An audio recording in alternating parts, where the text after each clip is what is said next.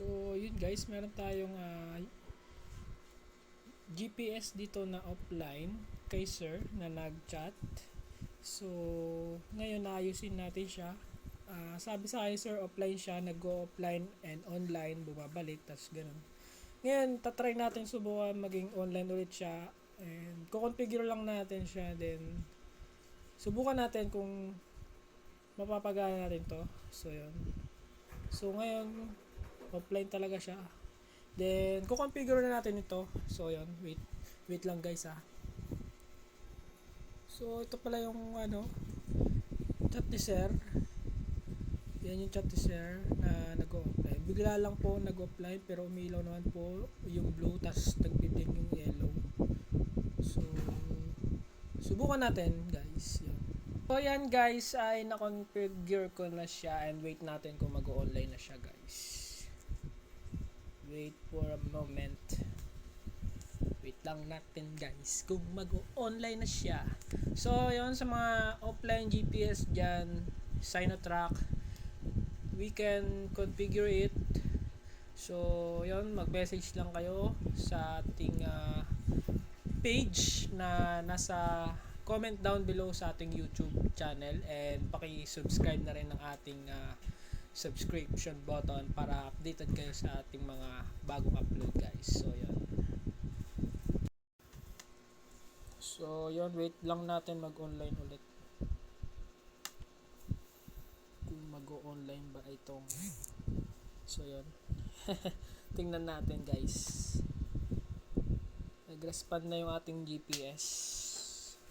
So wait lang natin kung mag-online na siya.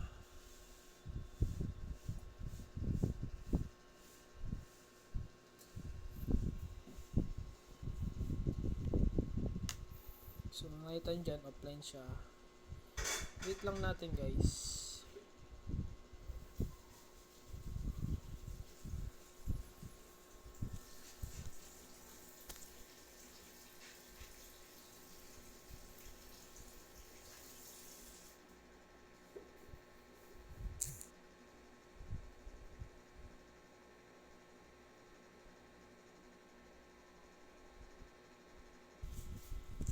So yun, hindi ganun kadali yung pag-config kay sir ng kanyang GPS. So check ko pa rin. So hoping na mag-online ulit ito. So yun, try natin kung mag-online na ulit siya. Waiting lang tayo sa respond ni GPS. Alright.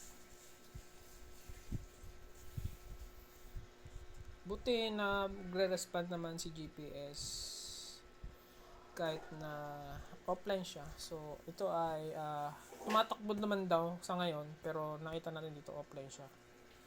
So waiting pa rin tayo.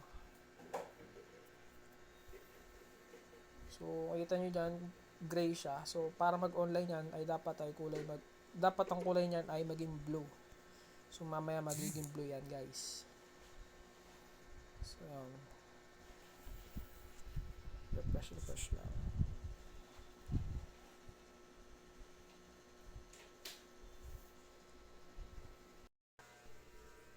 So, yun guys, as per checking, online na ulit yung GPS unit ni sir. Online na siya, so yun. Hindi ko lang alam bakit ang tagal niya mag-online or baka nakapark lang ng unit. So, yun. Hope you guys like this video. Please subscribe and comment down below sa mga gusto magpaayos. And don't forget to subscribe.